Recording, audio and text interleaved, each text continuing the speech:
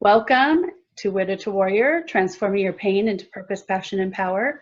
I'm your host, Carolyn Carrasco, and with me today, I have a special guest, Bodhi Simpson. Welcome, Bodhi.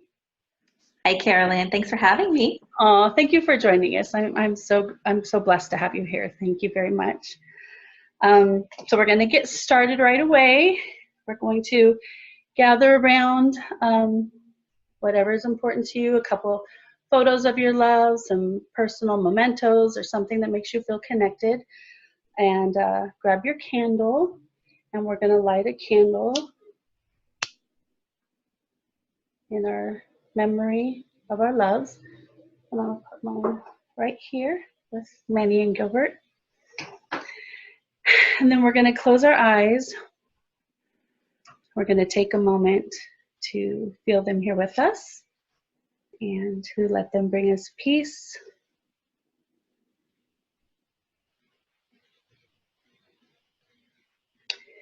And then we're going to take a couple breaths.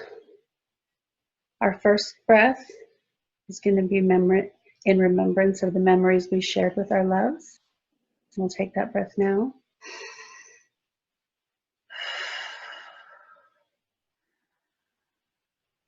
Our second breath is in gratitude for the inner strength we have within us that has carried us thus far. We'll take that breath now.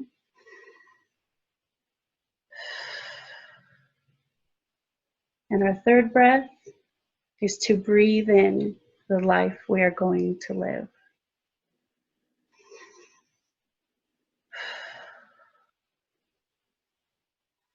So take a moment, and when you feel at peace and ready to receive the information we have today, open your eyes and we'll get started.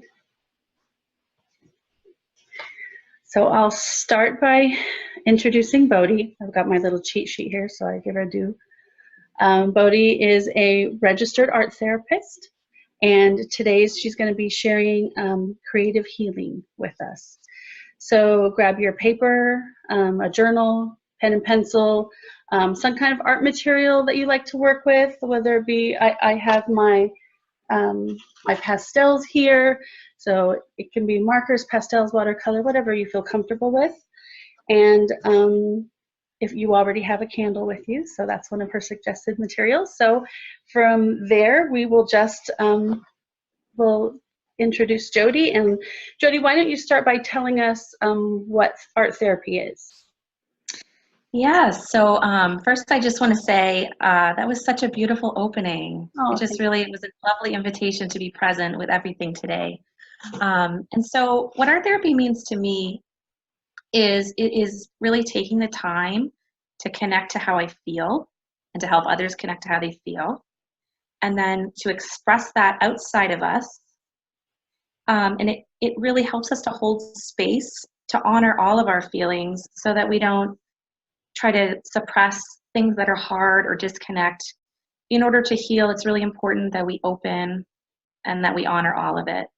And the other piece so art is healing, just creating, but art therapy is taking what you created and building a relationship with what it represents to you. And the way that you do that is spending time with your image and connecting to the feelings that come to you. And then you can dialogue within yourself, you can do writing practices, and we'll talk about that a little bit more at the end. And the other thing I love about art therapy is it provides that tangible release. So a lot of times when we're going through challenges in our lives, some of these challenges can actually be traumatic for us, and we can hold. We don't really know how to release. So the practice of creating helps us to let things flow out of us. And I just want to say that a lot of people come to see me not necessarily because I'm an art therapist, but maybe because I look approachable and nice. And I like to remind people that art therapy is not about being the best artist. You know, I have a lot of people that are just terrified and they feel like they're not good at creating. But it's really, the truth is that when we were little kids, we didn't care if people were going to judge what we created. We just created. We created in the mud. You know, we grabbed our crayons and we created. So it's kind of getting back to that curiosity and wonder and letting the pure, raw expression come through and not judging yourself And if you're going to do this with somebody else, whether it's an art therapist or a friend, really making sure you have safe space set up to really be honest and not feel judged. And then once you're able to express, also you can build that witness perspective. So what you have expressed is also outside of you, and you're not pulled so much by the raw emotion of it, and you can kind of rise above the heavy emotions and see clearly maybe what choices you need to make for yourself moving forward to shift things a little bit. So there's a lot of things that we can do with art therapy. And the other thing we can do, I loved at the end of your little meditation, you talked about breathing in life. So creativity is life force energy. So we can express this heaviness, and then we can kind of create our new relationship to life and to transformation and to change. And we can express our relationship with death and with grief and with loss and all these really big themes that people don't often talk about. So before we get started, I just wanted to talk a little bit about the work that I do. I find that when I work with people who have been through loss, people don't really know what to say to them, and they have a lot of kind of the messages like, oh, over time you'll get over it, or, at some point you have to move on. You know what I'm talking about. I see you nodding.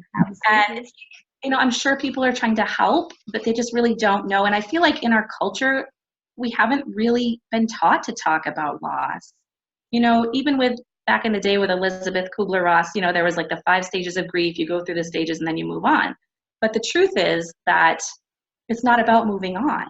So what I find is that it's really about developing a new relationship with your loved one. We never lose the memories. We never lose the love. And so through our creative process, we can remember this. And so, what happens is when we experience a loss or a traumatic loss, so I think most loss is traumatic. Even if we know it's coming, it can be hard. What we tend to do is we close up our hearts in protection because it can be excruciating, the pain of a loss. It can be the feeling of separation, of losing a part of yourself. Mm-hmm. And so through the creative process, it's a very embodied approach. So it helps you it's fully from your heart. You're expressing from your heart, you're opening your heart. And by opening your hearts, you're able to connect to their essence, which is love. And so we're going to practice that today. So when you are ready, I would like you guys to get out your journals or paper. And as Carolyn mentioned, it's whatever feels comfortable for you. Some people feel very comfortable working with pencil.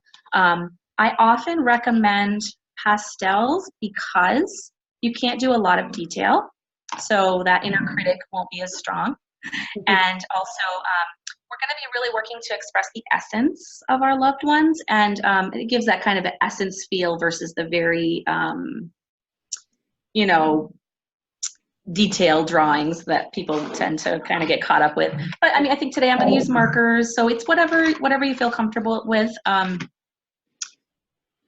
Or if you're feeling a little bit nervous about art, pastels can be kind of fun. They kind of bring you back to that childlike wonder of just purely creating and being in the process. Okay, so if everybody feels comfortable, I'll invite you to close your eyes, but you don't have to. And at any point in this, I should say this before I begin, at any point in this process, if you want to pause this video to go a little bit slower through the visualization, or once you're creating, if you want to go a little bit slower with your process of creating or the next step that we're going to do, just pause it. Take as much time as you need. You can come back to it tomorrow. There may be, we're opening a door. We're opening a gateway. So there may be a flow of emotion that comes through, and I just want you to take time to honor your process with this. So there's no right or wrong way. If you don't finish it today, that's okay. Okay, so we'll go back to closing our eyes. We're going to take a deep breath till it almost hurts to breathe any deeper. And as you breathe out, I'd just like you to breathe your breath down through your body, down through the soles of your feet. Really fully anchoring your energy into this moment and into your body. And you're just reminding your body that this is a safe space to start to explore this practice.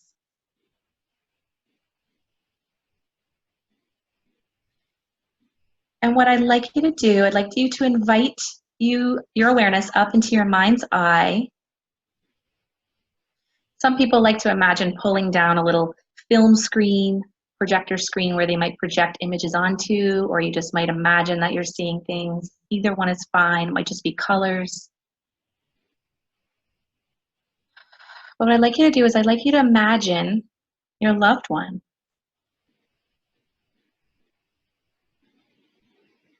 For some people, this is easier than others.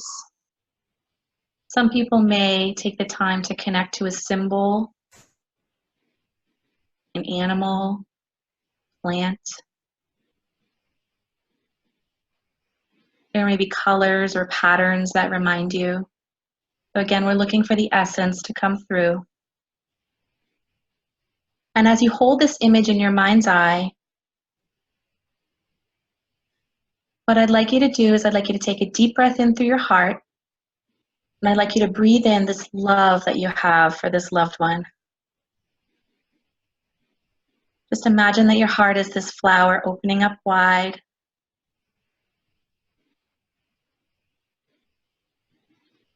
And you're allowing this love that you have to expand through your entire body while holding the image in your mind's eye of their essence.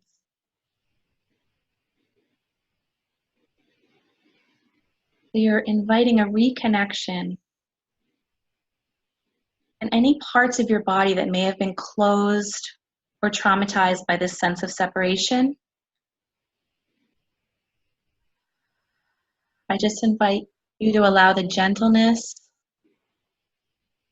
of their love to enter into these parts of your body and expand and bring you healing. And we're just going to sit for a moment with our hearts open, experiencing this connection. And you may choose to smile to yourself slightly.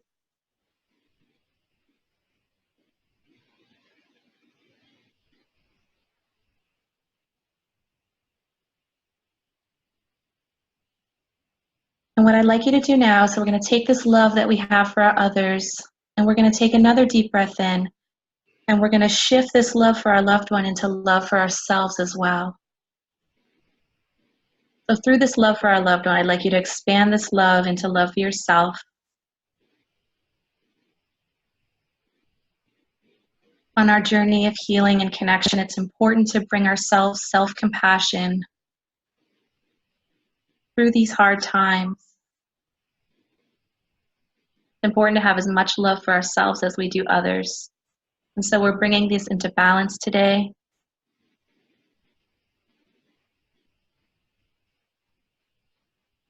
And when you're ready, I'd like you to place your hands on your heart. And again, just breathe in this integration of emotions and love for yourself and love for your loved ones. And let it bring peace into your heart. And we're going to hold this frequency and this connection as we bring our awareness back into this space. So you can rub your hands or rub your face. Open your eyes when you're ready. You might rub your legs. So we're going to use the art materials again to practice holding this connection. There's no need to disconnect. So we're here in this present moment. We're connected to the awareness that we are gentle with ourselves in our process, and that we love ourselves enough to take the time to really build this new relationship with our loved one. And so what I'd invite you to do now is take whatever materials you're drawn to, whatever colors you're drawn to, and express in symbolic form the essence of your loved one. There's no right or wrong, just let what comes come.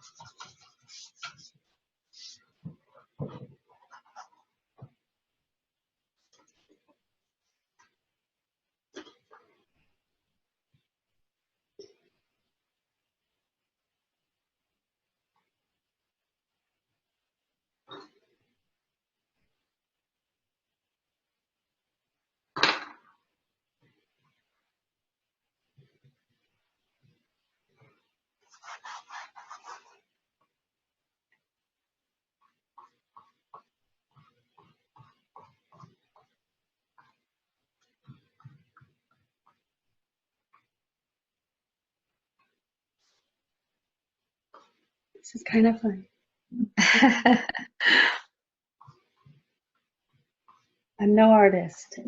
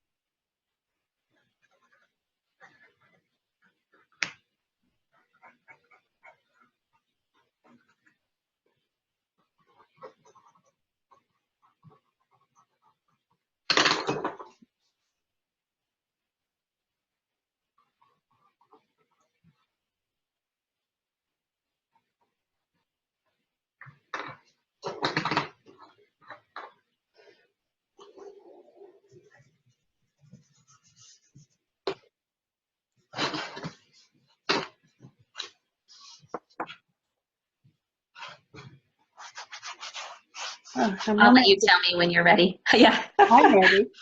Okay. I appreciate you sharing your process with us on display today. It can be very vulnerable. I'll just briefly show you mine. We won't get into too much depth with either one of us, but for our listeners and watchers, let's just kind of model the process. Okay. So this is one I had done a while ago. I'm not myself a widow, but I have had many losses in my life, and so I chose to tune into one of my really somebody that was like a mom to me.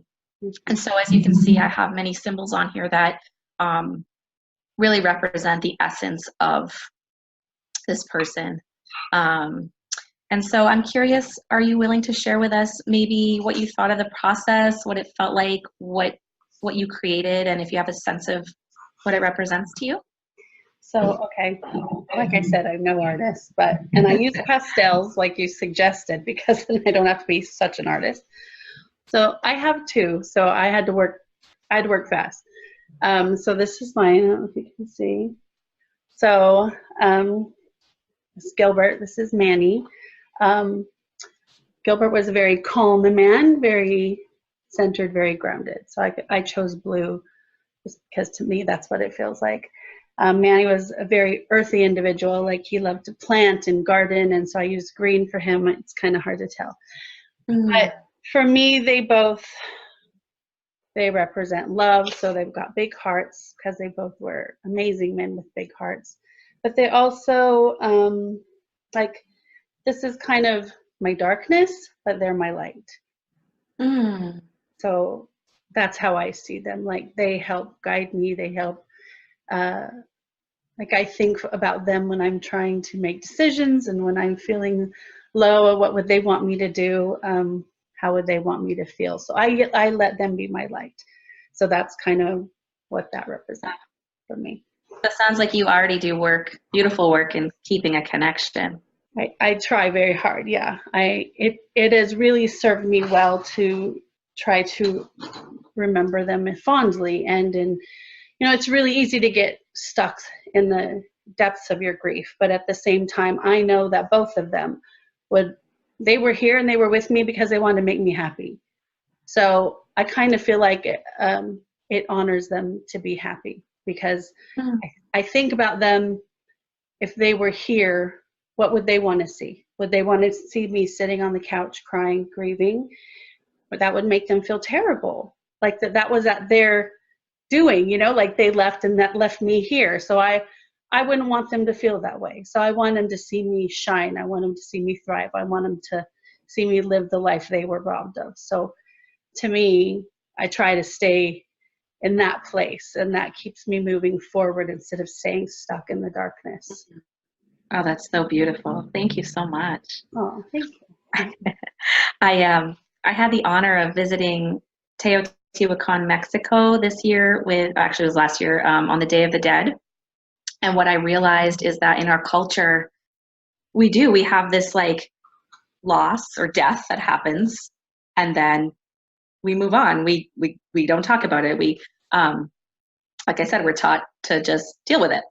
And when I went to Mexico, I was just they have a completely different perspective around death, around the angel of death as a being that, we borrow life from her, and she gives us this life, and that we never know when death is going to come. They have a really beautiful relationship with the fact that this is something that is going to happen in our life. It's a known, and they build altars to their loved ones to keep the connections. And it was just very alive. It's like you could feel the ancestors there, and it was life changing for me. And so even before I went there, I did this with my clients. But what I like to do is, have people really express the essence of their loved ones, and then work with them. So you put them up somewhere in your home, and in a way, I kind of like them more than pictures, or as much as pictures, because through death, we go through change and transformation. So you're really, instead of connecting to their physical body, you're connecting to the essence and to the love and to the memories. And so both are fine, whatever is more comfortable to you. And you may continue to shift. It may be less concrete. It may turn into a color, or you hear people say like, oh, I saw a cardinal and I knew that was my mom, or I saw a butterfly. So let the synchronicities and the symbols shift. But feel it. You'll feel the connection. You'll know it's them. You'll know their love is there. And so by creating, so for me anyway, creating something tangible gives you something to hold on to, and breaks the illusion of separateness, and just helps us to remember that we are truly all connected.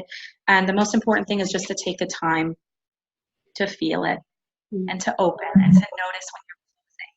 And so it sounds like in your image, you kind of represented kind of the darkness that can come in, the heaviness, heavy emotions. That's part of it. And you also express the light coming through. So the truth is, a lot of people come in and they feel guilty because they're not happier, or, they've really struggled for 5 or 10 years. And, the truth is just, we don't have to get rid of the heaviness. You may be grieving your entire life. And also you can bring in the goodness and the light. And so it's holding space for all of it. And I think you showed that perfectly. So it's not either or, it's all of it. And it does enrich our life when we can do that. Mm-hmm. Yeah, I have so much more gratitude for my life, because I come from a place of, when you lose someone like this, it really is life changing. And I live in gratitude. Like, I'm still here. I still carry their memories. I was allowed to love them, and I loved them until they died. They died knowing they were loved. I mean, what an honor. So it's a better way to grieve, I feel, like a healthier and more productive way to grieve than just being in the darkness.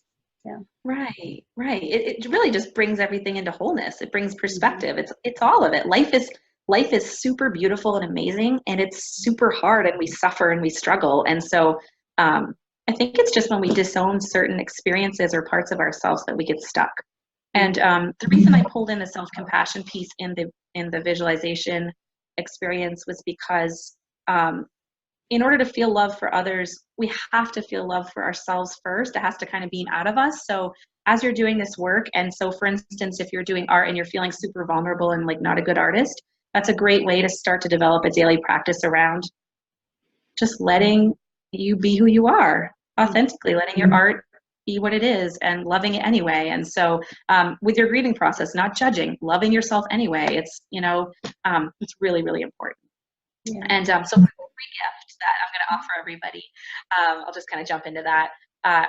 Again, self-compassion practices I feel are very, very important. And so I put together a list of different daily practices you can try out to start to bring more self-compassion into your life.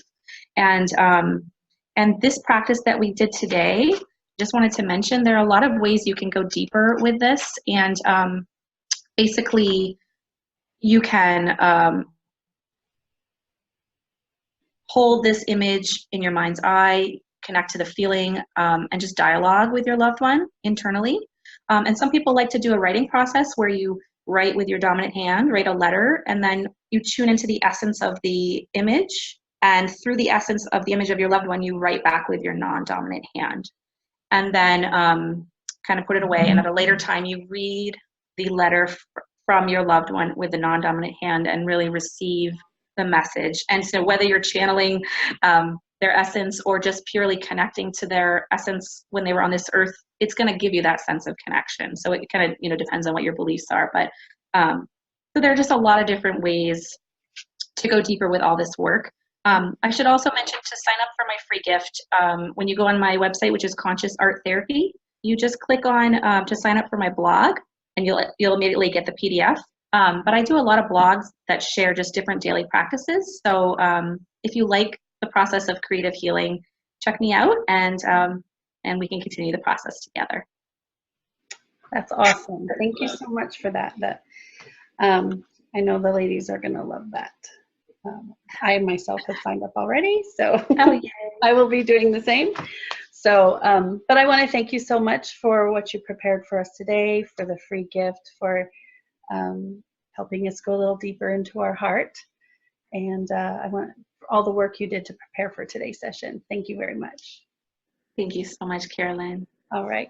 So I want to invite you all to jump into our Facebook group and share your feelings about today's session. How did it make you feel? What did it bring up for you? Whether it encouraged you or, you know, gave you a little bit of fear, that's okay. I mean, that's part of the process. But share your feelings with us, and we'll go in there and we'll help each other out. And if you're brave enough to show your artwork, please feel free to do so. It's a no judgment zone. So, you know, I'm no artist. I did it. You can do it too. It's about feelings and moving a little further forward in our grieving process. So I look forward to seeing you in our Facebook group. And again, thank you, Bodhi, for your teaching today and showing us a little bit about art therapy. And I will see you guys next time. Bye-bye. Bye.